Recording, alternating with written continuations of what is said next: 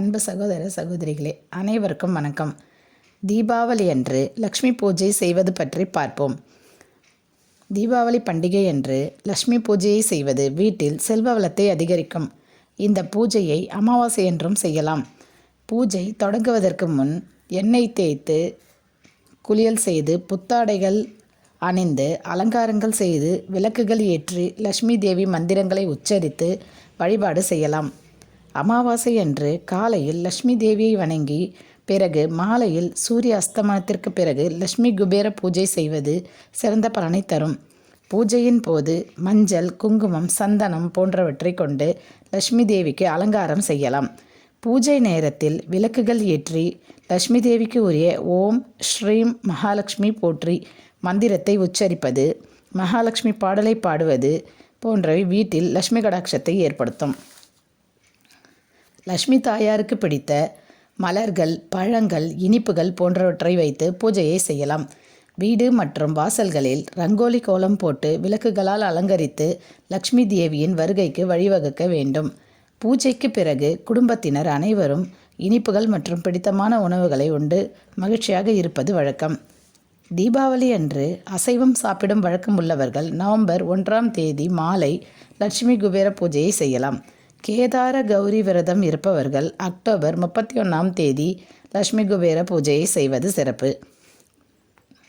தீபாவளி குபேர பூஜை என்பது தீபாவளி பண்டிகையை முன்னிட்டு வீட்டில் செல்வமும் மகிழ்ச்சியும் பெருகவும் தீய சக்திகள் விலகவும் லக்ஷ்மி தேவிக்காகவும் குபேரனுக்காகவும் செய்யப்படும் ஒரு பூஜையாகும்.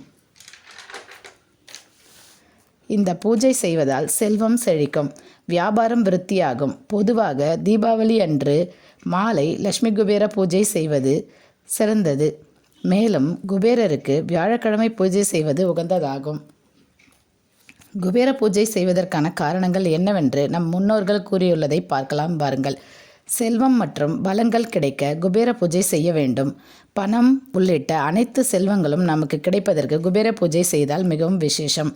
வீட்டில் தீமைகள் விலகி நன்மைகள் பெருகி மகிழ்ச்சி அதிகரிக்க இந்த பூஜை உதவுகிறது. வியாபாரிகள் குபேர பூஜை செய்வதன் மூலம் வியாபாரத்தில் அபரிமிதமான வளர்ச்சி காணலாம்.